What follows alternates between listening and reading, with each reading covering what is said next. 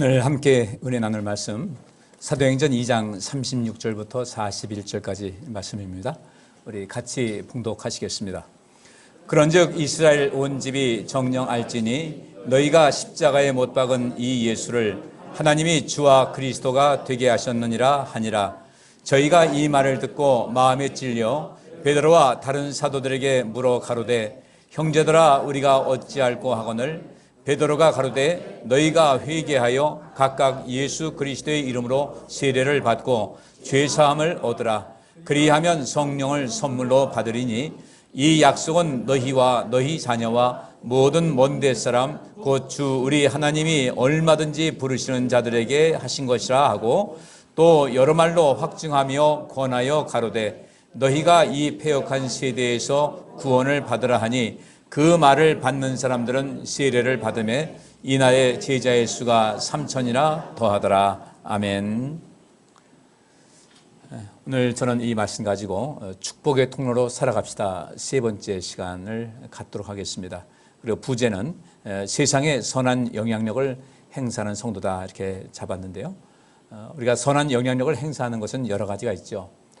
우리가 어떤 물질적으로 어떤 어려움 당하는 사람들 돕고 또 삶에 정신적으로 괴로움 당하는 사람들 함께 해주고 또 상담도 해주고 필요한 길을 제시해 주는 것, 그 외에도 이 세상에 선한 영향력을 행사하는 것은 굉장히 좀 포괄적인 그런 개념이어서 남들이 알아주지 않는 그런 가운데 남들이 알아주지도 않고 또 봐주지도 않는 그런 일인데도 불구하고 어떤 것에 세심한 관심을 갖는 그런 그 인생의 삶의 모습을 여기서 포함을 하고 있습니다. 그래서 우리 성도님께서도 하나님 나라와 하나님의 의를 구하라는 그 말씀에도 여기에 해당이 되고요. 또 누가복음 4장 18절에 주의 성령이 내게 임하셨으니 이는 가난한 자들에게 복음을 전하게 하려고 우리를 택하셨고 우리에게 성령을 주셨다는 그 말씀도 다 해당이 되는 겁니다. 하나님께서 우리를 사랑하셨고 세상을 구원하시기 위해서 예수님을 보낸 것 같이 우리도 꼭 마음속에 간직해야 될 것은 나는 하나님께로부터 보냄받은 사람이다라는 사실을 꼭 기억하셔야 돼요. 그 사도라는 그 단어, 헬라어 단어가 아포스톨로스라는 단어인데 이게 동사형이 그 아포스텔로라는 단어입니다. 근데 이 아포스텔로라는 것이 보내다는 그 뜻이에요. 하나님께로부터 보냄받은 사람으로서 그럼 왜 보내셨을까? 우리에게 어떤 사명을 부여하시고 보내신 겁니다. 그렇다면 마땅히 하나님께서 이 세상을 창조하시고 이 세상을 돌보셨고 하나님께서 이 세상을 또 사랑하셔서 구원하시기 위해서 예수님을 보낸 것 같이 하나님께서는 나를 이 땅에 보내셨다. 그러면 내가 살고 있는 그 지역과 내가 머물고 있는 그 공간과 시간 속에서 내가 해야 될 일이 무엇인가를 굉장히 깊이 있게 보셔야 된다는 겁니다. 이 어떤 직업의 현장에 있든지 또 일상생활을 한다든지 가족들 간에 있다든지 우리 신앙생활을 한다든지 우리 일생 전반적인 모든 것이 나는 어떤 경우에도 이 물질 세계인 이 세상에도 선한 영향력을 행사할 수 있어야 되고 누군가에게도 이런 선한 영향력을 행사할 수 있는 그런 삶을 살 필요가 있다는 것입니다. 우리가 인생 사는 것이 그렇게 긴 날은 아닌 것인데 이렇게 살아가는 가운데 나는 이제까지 이 세상에 또 나 자신을 위해서 또 내 가정을 위해서 교회를 위해서 어떤 선한 영향력을 행사하고 살았을까를 관심 있게 보셔야 된다는 겁니다. 하나님께서는 이 세상에 항상 선한 영향력을 행사하셨습니다. 그것이 대표적인 것이 예수 그리스도를 이 땅에 보내신 것이었어요. 그런데 사단은 어떻습니까? 사단은 처음부터 살인한 자요, 거짓말하는 자요, 누군가 인생을 파멸시키는데 앞장선 것이 사단이거든요. 첫사람인 아담과 하와를 그렇게 만들었습니다. 이후에 많은 사람들에게 파멸, 멸망, 죽음의 길로 끊임없이 몰아가는 그런 사단이 있었습니다. 물론 분명한 영향력은 영향력인데 그것은 악한 영향력이라는 것이죠. 그러면 똑같이 우리가 세상 살면서 하나님의 그 뜻에 의해서 하나님의 보내심 받은 사람으로서 우리는 세상에 선한 영향력을 행사하고 있는가? 아니면 나도 알지 못하는 가운데 별로 아름답지 못하고 악한 영향력을 행사한 것은 아닌가? 이렇게 세상에 선한 영향력을 행사하는 이 사람들이 축복의 통로로서 살아가는 삶의 양식을 갖고 있는 사람이다. 하나님께서는 이들에게 복과 은혜를 베풀어 주신다는 것이죠. 우리는 어떻게 살아가고 있습니까? 본문 말씀은 여러분 잘 아시는 겁니다.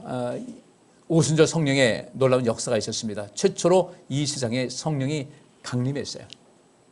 예수님께서 이 땅에 오셨습니다. 구원의 길을 완성시키셨습니다. 떠나셨어요. 그래 또 다른 보혜사를 보내주겠다. 나는 어차피 이 땅에 왔으니까 시간과 공간의 제약을 받을 수밖에 없어서 내가 여기도 있고 저기도 있을 수는 없다는 것이죠.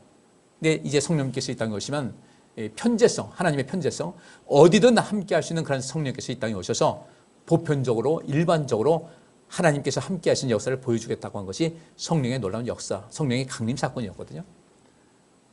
예수님 제자들은 예수님께서 죽으신 다음에 그때 엄청난 데미지를 먹었어요. 트라우마를 겪었어요. 근데 예수님께서 부활하셨음에도 불구하고 쉽게 회복이 되지 않다가 이후에 예수님께서 이 땅에 부활하시고서 40일 동안 계셨고 그 다음에 승천하신 다음에 50일째 되는 날, 그래서 우리가 그날을 오순절이라고 얘기를 합니다. 이 오순절, 그때 성령께서 강림하셨어요. 주님께서 승천하신 다음에 50일 만에 예수님께서 강림하셨는데 그 오순절은 그 당시 추수감사절, 그 절기가 딱 맞아 떨어졌거든요. 예루살렘에 또 이스라엘 땅에 굉장히 많은 유대인들이 모였습니다. 그들은 때로는 그리스도인들도 있었지만 그리스도인이 아닌 사람들도 굉장히 많이 있었어요. 이들이 성령이 임했을 때 놀라운 역사가 있었습니다. 예수님 제자들은 예수님과 더불어 3년 남짓 있는 가운데 주님께로부터 많은 것을 배웠고 많은 것을 봤고 같이 능력을 행한 가운데 있었습니다. 이미 뭔가 준비가 된 사람들이었어요. 그런데 그 속에서 준비는 됐는데 뭔가 나아가서 일할 수 있는 그런 모든 것이 안 된 거예요. 냉장고는 있는데 전기 코드를 꽂아야 냉장고가 기능하듯이 그 모든 기능은 갖췄는데 기능할 수 있는 이런 상태가 안 되었다는 것이죠. 성령께서 임하심을 통하여 그들이 기능하는 하나님의 자녀들, 하나님 백성이 됐다는 것입니다. 이들은 하나님께로부터 엄청난 능력을 부음받았습니다. 그러더니 그 성령이 임하기 전까지, 그래 임한 다음에 그 순간의 시간인데 이들은 엄청나게 달라졌어요. 굉장히 능력 있는 사람이 됐습니다. 여기서 이제 베드로가 하나님의 말씀을 증거합니다.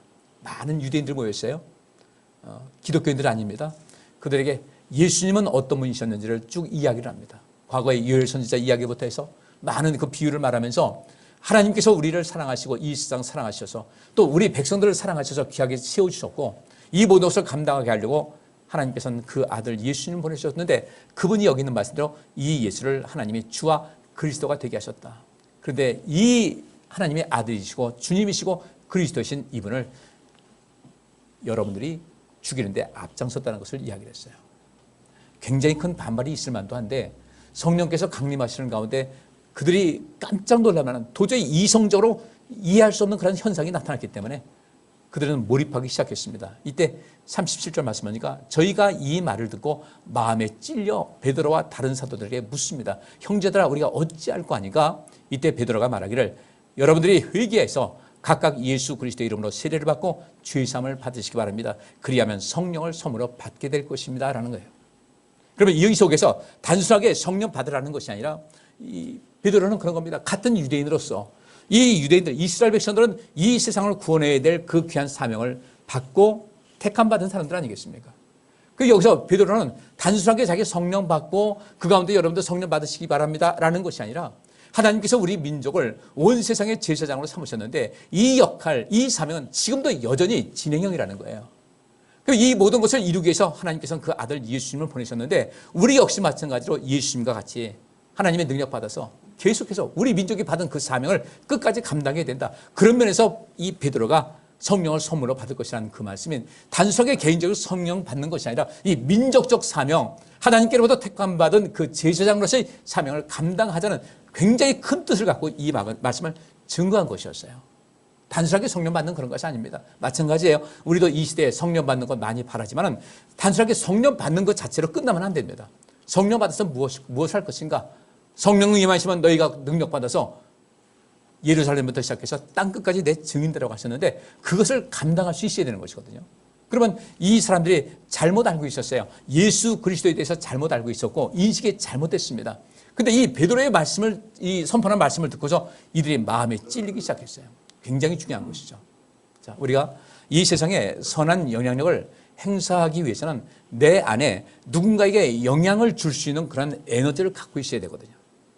눈에 보이는 것이든지 보이지 않는 것이든지 내가 갖고 있는 그 무엇을 가지고 이것을 선한 영향력을 가지고 또 베풀 수 있어야 할 텐데 과연 나는 어떤 것이 있을까? 베드로는 말합니다. 우리 민족은 하나님께서 우리를 택하셔서 온 세상의 제사장 나라로 삼으셨다. 이것을 어떻게 감당할 것인가? 이 길을 찾아야 된다는 거예요.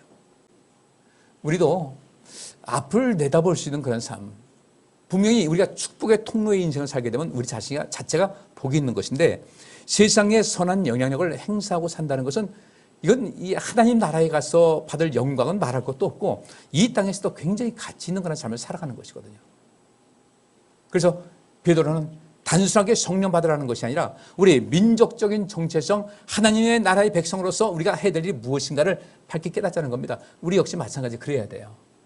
베드로는 예수님을 알게 되고 기독교인이 됐는데 여전히 기독교를 배척하고 또 핍박하는 유대인들을 향해서 이렇게 얘기하는 겁니다. 우리 민족의 정체성, 이것은 뭐냐? 우리가 온 세상의 제사장 나라가 되는 것인데, 마찬가지로 지금 우리가 이 말씀을 볼 때도 우리는 하나님 나라의 그 제사장으로서, 왕 같은 제사장으로서 우리의 역할이 무엇인지를 알아야 되고 그 역할을 감당해야 되겠다는 겁니다. 육신적으로 혈통적으로 이스라엘 백성들은 아니지만 하나님께서는 그 백성들을 세우실 때, 부르실 때 혈통에 따라서 부르신 건 아니었어요.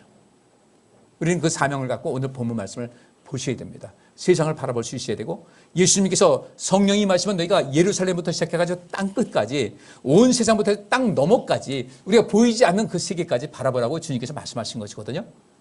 그래서 그 세상을 바라보면서 그들에게 선한 영향력을 행사해라. 그래서 이 베드로가 그것을 하고 우리 민족의 그 꿈을 갖고 하나님의 꿈을 갖고 인생을 살자 했더니, 이때 이 사람들이 비로소 뭔가 깨달은 거예요. 마음에 찔렸어요. 찔려가지고 여기서 어떤 변화가 줘야 되는데, 어떤 사람들은 마음에 찔릴 때 순간적으로 이 방어 기제가 발동을 하기 시작합니다. 내가 찔렸어요. 그럼 먼저 기분이 확 상합니다. 이게 성숙한 사람과 그렇지 않은 사람 차이예요. 선한 영향력을 행사하는 이런 능력을 갖춘 사람들은 찔림이 왔을 때 그것을 에너지로, 선한 에너지로 바꾸는 반면, 그렇지 않은 사람은 찔림이 있을 때 이 마음속에 불필요한 분노와 또 증오심을 갖게 됩니다. 이것이 되는 사람과 안 되는 사람의 차이점이에요. 이 시간도 우리가 좀 이것을 살펴볼 수 있어야 돼요. 마음에 찔렸습니다. 찔린 가운데 베드로와 다른 사도들에게 그럼 우리가 어떻게 해야 되겠냐? 우리가 어떻게 하면 되겠느냐? 어떤 새로운 길을 찾기 위한 그런 방안을 논의를 합니다. 이 사람들은 분명히 또 역시 선한 영향력을 행사할 수 있는 어떤 에너지가 있는 사람들이었어요. 이때 베드로가 이렇게 얘기합니다.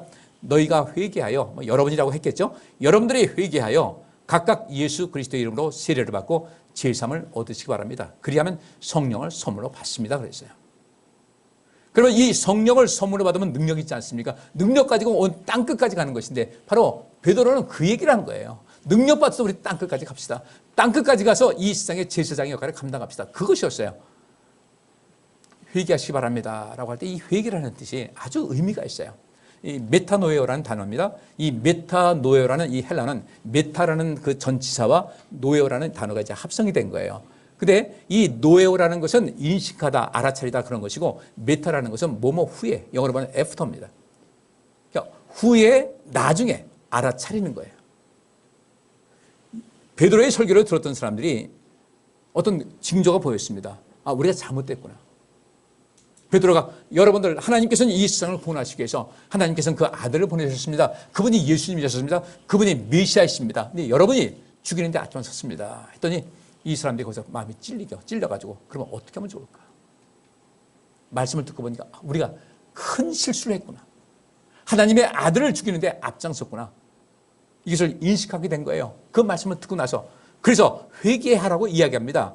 지금이라도 알아차렸으니까 여러분들 새로운 인식을 가지시기 바랍니다. 회개한다는 것은 나중에 알아차리다, 후에 동의하다, 마음을 바꾸다, 다른 견해를 받아들이다, 감정을 바꾼다는 뜻이에요. 이 회개라는 것은 단순히 내가 어떤 죄에 대한 그런 것뿐 아니라 내 인생을 살아가는 모든 속에서 개념 자체를 바꾸는 거예요. 하나님께서는 아브라함을 부르셨습니다. 나중에 아브라함을 아브라함으로 이름을 바꾸셨어요. 그 이름을 바꾸게 된 이유는 그만큼 아브라함은 이전보다는 훨씬 더 나은 삶을 살아가게 됐던 거예요. 그리고 하나님께서 말씀하십니다. 내가 너에게 복 주겠다. 내 이름을 창대케 하겠다. 그에게 선한 영향력을 행할 수 있는 그런 모든 자원을 너에게 공급해 주겠다는 것이었어요. 그럼 왜 아브라함이 그런 그 은혜를 받게 됐을까? 다른 건 아닙니다. 주의 말씀을 전적으로 신뢰하고 의지하고 따라갔던 거예요. 우리 하나님 믿는 백성들, 이 하나님 말씀이 있습니다. 하나님 말씀이 있는데 이 말씀을 전적으로 신뢰하고 그 말씀을 받고 인생을 살아가야 되거든요. 그 말씀으로 살게 하는 것. 그래서 다른 견해를 받아들였어요. 우리 사람들은 이 사고의 틀이 있습니다. 요 틀이 있듯이 내 사고의 틀 여기서 딱 벗어나지 못하는 경우가 있어요. 흔히 말하는 대로 우리 그 성격 유형 검사하면 그 ISTJ형이 흔히 그렇다는 거죠. 딱 틀이 딱 잡혀 있어요. 쉽게 바깥으로 나가지 않고 다른 것도 수용을 하지 못합니다. 근데 이런 사람들은 그렇다고 해서 악한 사람들은 별로 없다고 그래요. 그냥 원칙대로 인생을 살아가려고 하는 거죠. 원칙대로 살자. 그런데 이 사고의 틀이 여기 있다고 할 때 우리는 끊임없이 이게 전문용어로 리프레임이라고 합니다. 프레임이라는 건 틀이잖아요. 앞에 리자가 들어갑니다. 영어로 RE. 틀을 재생성한다는 거죠. 이 틀을 새롭게 바꾸는 작업을 끊임없이 해서 나의 지금 현재의 모습이 아니라 더 나은 모습으로 세상에 영향을 줄 수 있는 그런 인생을 살아갈 필요가 있는데 바로 이것이 회개라는 거예요. 죄에 대한 것뿐 아니라 우리 삶의 전반적인 모든 것, 내가 뭔가를 깨달았어요. 뭔가 찔렸어요. 이때 방어 기제로 거기서 합리화시키고 변명하고 또 반박을 하고 그런 것이 아니라 어떤 것이 옳다고 할 때는 내가 받아들여야 될 텐데 이것을 받아들이지 않게 되면 나는 이전에 어떤 삶의 현장에서 앞으로 절대로 성장하지 않습니다. 어떤 경우도 성장하지 않습니다. 난 하나님의 은혜 받았습니다. 은혜 받았으면 우리는 끊임없이 성장할 수 있어야 되는 것이거든요. 근데 성장하지 않았다. 그러면 나는 지금 발전이 없는 것이고 발전이 없다는 것은 나는 이 방어 기제로 꽉 차 있어가지고 어떤 경우도 내 귀에 들어오지 않는다. 내가 보는 것 이것이 옳다고 인생을 살아가는 거죠. 그러다 보니까 세상에 선한 영향력을 행사할 수 있는 그런 경향이 많이 부족하다는 겁니다. 저는 여러분들이 그 어느 누구에게도 이용만 당하는 그런 삶을 살지 않기를 바랍니다. 상호 이익이 돼야 되거든요. 나도 이익되고 상대방도 이익이 된다 그러는데 실제로 가만히 들여다보면 가진 자들은 자기들이 훨씬 더 많은 이익을 갖고 옵니다. 그리고 이익을 얻을 수 있다고 계속해서 얘기를 합니다. 좋은 사례 얘기합니다. 그것이 쉽지가 않다는 거죠. 이 속에서 우리는 얼른 나를 발견할 수 있어야 돼요. 절대로 가스라이팅 당하지 말아야 돼요. 가스라이팅 당할 때 굉장히 심각한 경우도 있지만은 별로 티도 안 나는데 가스라이팅 당하는 경우가 굉장히 많이 있어요. 우리 삶 속에서. 뭔가 자꾸 심취하게 만드는 겁니다. 특별히 여기 회개라는 것은 뭔가 나중에 깨달은 거예요. 나중에 깨달았는데 보니까 내가 이제까지 살아왔던 모든 내 생각이 부적당하거나 또 어떤 그 악한 것이었다는 것을 이제 알게 됩니다. 이게 아니었네. 그러면 거기서 인정을 하고 마음의 변화를 가져와야 되거든요. 그래서 이 회개한다는 그런 단어에 또 다른 뜻이 있는데 후회하다, 한탄하다, 양심의 가책을 느낀다는 뜻이 있어요. 그리고 후회하다, 한탄하다, 양심의 가책을 느낀다는 것이 이것이 무엇입니까? 마음에 찔린 거예요. 이 선행 사건이 있었습니다. 마음에 찔렸어요. 후회했어요. 내가 잘못 알고 있었네. 그리고 한탄합니다. 양심의 가책을 느꼈습니다. 그러면 이제부터는 진정한 회개라는 것은 어떻게 되냐면요. 마음도 바꾸고 생각도 바꾸고 감정의 흐름도 바꿀 수 있어야 돼요. 보통 분노 조절 장애라고 일컫는 것이 있습니다. 근데 요즘은 그것이 바뀌었어요. 사람이 24시간 내내 매일매일 1년 365일 매일 화내는 사람은 없어요. 근데 어떤 경우에 특별히 어떤 경우가 되면 어떤 상황이 되면 굉장히 그 분노가 강하게 발동하는 경우가 있어요. 되게 그렇습니다. 분노하는 사람들. 그래서 그것을 바꿔 부르기 시작했습니다. 간헐적. 이게 항상 그런 것이 아니라 간헐적 그 장애가 있는데 그 간헐적으로 그래서 분노 조절이 아니라 폭발성 장애라고 되어 있어요. 회개하는 것이 굉장히 중요하다. 그래서 내가 이제까지 살아온 모든 것이 문제가 있다고 한다면 이 속에서 어떤 변화를 줘야 되겠다라고 이제 결심을 할 필요가 있다는 겁니다. 그리고 그것을 가능하게 하는 것이 성령을 선물로 받는다는 거죠. 근데 우리나라 교회 보세요. 성령 받는다. 막 땀을 뻘뻘 흘려가면서 주여 성령 충만케 하옵소서, 성령 충만케 하옵소서 하는데 그 사람의 삶에서 찔리는 경우가 별로 없고 찔리지 않으니까 회개도 안 되고 회개가 안 되니까 예수님과 동행한다는 것이 무엇인지도 모르고 자기가 죄를 지었는지 안 지었는지 그것조차도 모르면서 세상을 막 살아갑니다. 그러면서 항상 나는 성령 충만하다고 얘기를 합니다. 성령 충만하게 해달라고 얘기를 합니다. 바꿔 말하면요. 하나님께서는 옳고 그름을 제대로 분별할 줄 모르는 이런 사람들에게는 성령 충만함을 줄 수가 없어요. 그들에게 능력 주시지 않습니다. 옳고 그름을 분별하지 못하는데 능력이 있다? 그 사람은 반드시 세상에 악영향을 끼치는 거죠. 선한 영향력이 아니라 악한 영향력을 끼치게 되어 있습니다. 상식적으로 보셔야 돼요. 그래서 우리는 끊임없이 나의 사고방식은 어떤 것인가? 과연 옳을까? 끊임없이 검증할 수 있어야 돼요. 검증하고 돌아봐서 이것이 아니다 할 때는 바로바로 변화시킬 수 있어야 되거든요. 그래야만 세상에 선한 영향력을 줄 수가 있지. 그렇게 이 마음속에 온전치 못한데 사고방식이 왜곡된 신념과 왜곡된 사고로 꽉 차 있는데 이 사람에게 어떻게 성령을 주실 수가 있겠어요? 막연하게 주옵소서 하는 게 아니라 내가 성령 충만함 받기 위해서 나의 모든 것을 내 감정 조절도 잘할 수 있도록 하고 내 사고방식도 건강하게 해서 누구에게든지 적어도 어느 정도는 나의 말에 동의하고 또 모든 것에 함께 할 수 있는 사람이 더 많다는 것을 인정할 수 있어야 되는 것이거든요. 그렇게 마음속에 찔림도 없고 찔릴 줄도 모르고 회개할 줄도 모르고 후회할 줄도 모르고 생각을 바꾸려고 생각도 안 하고 이렇게 인생을 살아가는 가운데 어떻게 성령을 선물로 받을 수가 있을까? 그래서 성령 받는 사람들은 사고가 합리적인 사람, 논리적인 사람이 성령 받는 그 가능성이 굉장히 높고 감정의 이 컨트롤을 잘 하지 못하는 이런 사람보다는 감정을 잘 컨트롤할 수 있는 사람이 성령 받을 수 있는 그런 가능성이 훨씬 더 높다는 겁니다. 하나님께서는 모든 사람들을 주목해서 보시거든요. 그러면 우리 하나님께서 우리 모두를 다 보고 계신데 하나님 눈에 띄는 인생을 살아가시기를 주의 이름으로 축복합니다. 늘상 성실한 거예요.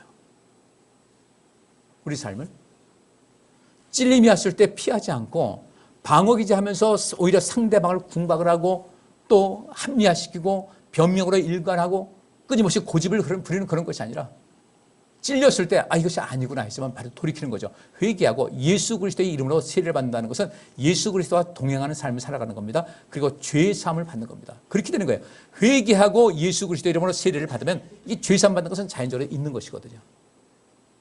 우리가 그럼 그 힘을 가지고 무엇을 어떻게 될 것인가?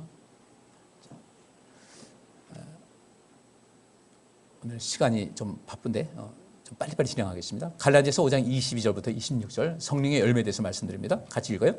오직 성령의 열매는 사랑과 희락과 화평과 오래 참음과 자비와 양선과 충성과 온유와 절제니 이 같은 것을 금지할 법이 없느니라. 그리스도 예수의 사람들은 육체와 함께 그 정과 욕심을 십자가에 못 박았느니라. 만일 우리가 성령으로 살면 성령으로 행할지니 헛된 영광을 구하여 서로 격동하고 서로 투기하지 말지니라. 아멘. 그리하면 성령을 받을 것이라고 베드로가 이야기했어요. 그 성령 받아서 뭐 하라고요? 네? 성령 받아서 뭐 할 겁니까? 성령 받아서 뭐 할 거예요? 여러분 성령 충만 간구하셨죠? 뭐 하려고요? 소고기 사 먹으려고. 목적이 있었잖아요. 베드로는 이들이 그 당시 모였던 오순절에 모였던 그 많은 사람들에게 성령 충만함 받기를 간절히 바랬어요. 그리고 그때 돌아온 사람이 3,000명이 됐다고 했습니다. 엄청난 거였었어요. 성령 받아서 뭐 할까? 예수님께서 말씀하셨잖아요. 너에게 성령이 임하시면 능력 받아서 예루살렘부터 시작해서 온 유대와 사마리아와 땅끝까지로 내 증인 될 것이다. 성령의 열매, 성령 받아서 충만 받아서 이후에 인생을 살다 보니까 여기 나타나는 열매가 사랑과 이렇게 쭉 나옵니다. 사랑, 우리 사랑의 힘은 더 말할 것도 없겠죠. 요새 가요 보면 온통 무슨 얘기예요? 무슨 타령? 사랑 타령이에요. 성경은 또 뭐에 대해서 얘기하고 있어요? 하나님 사랑과 이웃 사랑 얘기하고 있어요. 사랑이 가득하면 이 세상 얼마나 아름다운 세상이 되겠습니까? 성령 받았다면 그 사랑으로 하나님과의 관계와 이 세상을 온전케 하는 그 선한 영향력을 사랑으로 실천할 수 있어야 되겠죠. 희락, 항상 기뻐하라고 했잖아요. 어떻게 기뻐하십니까? 기쁨이 있으세요? 기쁨, 이 삶을 가지셔야 돼요. 성령 받아서 화평과 내 마음이 평안해요. 오래 참을 수 있어요. 성령 받으면요. 이전엔 참지 못했는데 오래 참을 수가 있어요. 자비로운 마음이 있습니다. 내가 누군가를 용서해야 될 텐데 그 사람이 용서를 구하지 않아요. 그래도 너 용서할 수 없다. 네가 용서 구하지 않으니까. 그래도 그를 자비를 베풀 수 있어요. 그에게. 양선 착한 겁니다. 선한 겁니다. 충성 그 마음이 변함없이 하나님을 향한 그런 마음과 인간관계 속에서도 이 라포가 형성된 거예요. 이 라포라는 것은 신뢰감입니다. 신뢰성. 인간관계에서 신뢰감을 형성하게 되면 삶이 굉장히 행복해요. 그런 사람들이 많이 있어야 돼요. 성령 받으면 그렇게 된다는 겁니다. 나도 상대방에게 신뢰를 받고 상대방도 나에게 역시 마찬가지 그렇게 되는 거예요. 성경에 보면 그런 말씀이 있죠. 탐식하는 사람들 사귀지 말라 그랬어요. 분명히 심리적인 그 생활 양식에 문제가 있다는 겁니다. 그 다음에 이 세상에서는 시간을 잘 안 지키는 사람들하고는 사귀지 말라 또 그런 말이 있어요. 세상에는. 물론 그 사람이 악한 사람은 아니에요. 근데 생활 습관이 그렇게 겪었다 할 때는 내가 이것을 통해서 다른 사람들에게 좀 어떤 그 안 좋은 이미지를 줄 수 있다고 생각한다면 우리는 우리 스스로 상품같이 높여야 되지 않겠습니까? 안 그래요? 옛날에 자동차 정비소 가면 뭐라고 되어 있습니까? 뭐 하자 있었어요?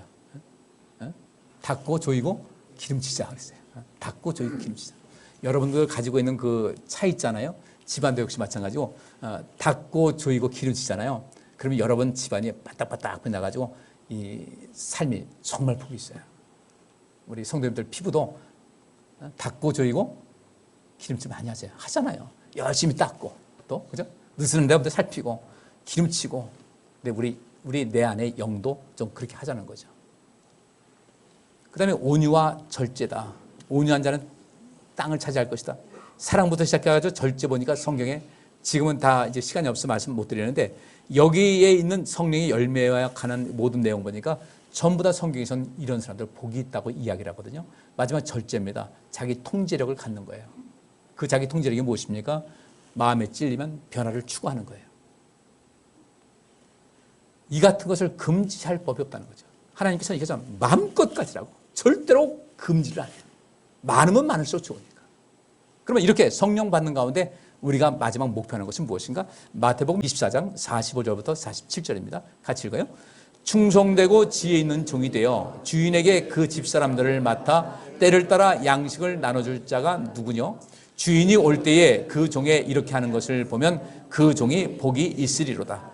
내가 진실로 너희에게 이르노니 주인이 그 모든 소유를 저에게 맡기리라. 충성되고 지혜 있는 종이 되어서 주인에게 그 집사람들을 맡아, 주인에게로부터 그 집사람들을 맡았어요. 근데 이 맡은 다음에 때를 따라 양식을 나눠줄 자가 누구냐? 주님께서는 그런 사람들을 찾으시는 거예요. 우리가 맡은 것이 있어요. 뭐 달란트 비유도 있고 다 나와 있듯이 주님께서 우리가 뭔가를 맡기셨어요. 맡기셨는데 거기에 때를 따라서 양식을 나눠줄 자가 누구냐? 근데 주인이 올 때에 왔는데 그 종이 때를 따라 그 주인의 사람들을 살피면서 때를 따라 양식을 나눠주는 것을 보면 그 종이 복이 있을 것이다. 내가 진실로 너희에게 이르노니 주인이 그 모든 소유를 저에게 맡길 것이다. 뭐 엄청난 복이죠. 그러면 여기서 그 집사람들을 맡아서 때를 따라 양식을 나눠준다는 것이 무엇이겠어요? 이것이 선한 영향력을 행하는 거예요. 전 여러분들이 여러분 자신에게 선한 영향력을 행사할 수 있기를 원합니다. 어떻게 하면 나를 더 가치 있게 만들까? 누군가에게 선한 영향력을 행사할 수 있으려면 내 머릿속에 든 것도 많이 있어야 되고요. 어떤 기술을 가지고 일하는 사람들은 그 기술을 좀 더 많이 갈고 닦을 수가 있어야 되고요. 내가 있음을 통해서 누군가 행복하다. 내가 있어서 누군가에게 도움을 준다는 것, 이것도 역시 마찬가지죠. 눈이 많이 온다. 올 때 내 집 앞 쓸기를 해가지고 먼저 염화칼슘 쭉 뿌려가지고 미끄러지지 않게 하는 것은 그 지나가는 사람, 내 집 앞을 지나가는 사람에게 행하는 하나의 예의라는 거예요. 내 집 앞에서 넘어지면 그거 그렇지 않습니까? 그렇게 해서 거기서 물론 아무도 안 넘어지는 경우가 훨씬 많이 있겠죠. 그렇지만 그렇게 내가 조금이라도 수고해서 익명의 어떤 사람들이 조금이라도 혜택을 입을 수 있다면 얼마나 좋을까? 그래서 우리가 안전운전도 해야 되는 것이고 교통법규도 지켜야 되는 것이고 내가 실수해서 실수로 내가 했는데 피해는 상대방이 줬다. 이렇게 하지도 말아야 되고 그렇지 않습니까? 내가 무단횡단을 했어요. 그래서 쳤어요. 일단 난 피해자라고 하지만 상대방은 억울한 거예요. 내가 법을 지켰으면 그런 일이 없는 것인데 이렇게 여러분 자신도 마찬가지고 여러분 가정에서도 어떻게 하면 나라는 존재가 내 가족들에게 선한 영향력을 행할 수 있을까? 가족치료 상담가들은 똑같이 얘기를 합니다. 우리는 보통 가족치료에서 어떤 사람이 저 원수 덩어리 저거 하나만 좀 정신 차리면 우리 집안에 걱정거리가 없는데, 그러면 옆에서 이렇게 얘기를 합니다. 아유, 그러려니 하세요. 집안마다 꼭 하나씩은 있잖아요. 근데 이 가족치료 전문가들은 그렇게 생각하지 않습니다. 집안마다 꼭 하나씩 있는 이 사람이 어떤 사람인가 봤더니 그 가정의 모든 문제점을 혼자 안고 있는 사람.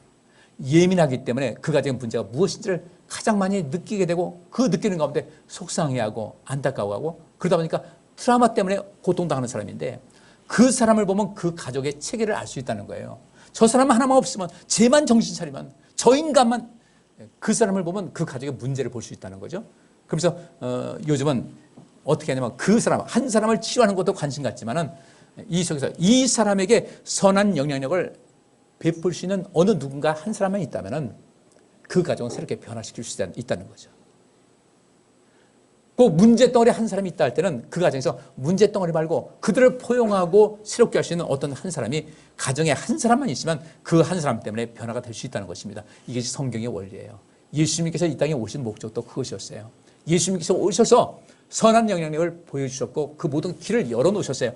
제자들이 그 뒤를 따랐고요. 그들에 의해서 오늘날 이렇게 많은 기독교인들이 있는데, 우리 역시 마찬가지로 여러분 한 사람이 교회를 새롭게 하시고 여러분 가정을 새롭게 하시고 이 세상을 새롭게 할 수 있기를 주의 이름으로 축복합니다.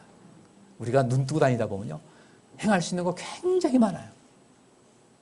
누군가를 살리시는 그런 말 한마디, 내 메시지를 받았을 때 그 말이 푸근함을 느끼는 그런, 이렇게 나도 이렇게 써봐야 되겠다, 나도 이런 식으로 메시지를 써봐야 되겠다, 이렇게 하니까 마음이 불편하다, 혹시 나는 그런 건 아닌가, 끊임없이 되살리면서 어떻게 하면 하나님께서 우리에게 맡겨주신 그 사명, 어떻게 하면 이 세상을 보다 더 아름답게 만들 것인가를 관심 있게 본다면 분명히 이 세상은 여러분 통해서 보다 좋은 세상을 만들어줄 줄 믿습니다. 그러면 하나님께서 만드신 세상을 그렇게 아름답게 만드는 일에 앞장서고 최선을 다해서 살아가는 여러분을 하나님께서 복을 안 주시겠어요? 사람들도 누군가 일하면 예의주시하고 계신데, 하나님께서는 우리를 좀 예의주시하고 계신데, 나를 계속 지켜보고 계신데, 나는 하나님께서 나를 보실 때 지금 뭐라고 나를 평가하실까? 착하고 충성된 종이라 하실까? 악하고 게으른 종이라고 하실까? 준비가 안 된 사람이라 하실까? 우리 삶을 한번 되돌아보시면서 새해가 돼서 복 받으라고 얘기를 하지만 복은 아무나 받는 것은 아니다. 그러나 아무나 받는 것은 아니지만 누구나 복 받을 수 있는 그러한 길은 열려 있다는 것을 아시고, 그 길, 주님께서 말씀하신 그 길, 생명의 길을 걸으시고 그 속에서 여러분들 좋은 어떤 선한 영향력을 행사하셔서 여러분도 삶의 기쁨이 있고 복이 있고 온 세상도 복되게 아름답게 만드는 일에 앞장서는 우리 성도님들 되시기를 주의 이름으로 축복합니다. 기도합니다. 하나님 감사합니다. 저희들 삶 속에서 우리 주님의 본을 따라서 주님의 능력 부음받고 성령 받고 그 크신 권능을 가지고 온 세상에 선한 영향력을 행사함을 통하여 예수님께서 너희는 그 무엇보다도 먼저 하나님의 나라와 하나님의 의를 구하라는 그 말씀을 실천하고 그 결과를 얻는, 그 결과물 속에서 행복하는 삶을 살아가게 하여 주옵소서.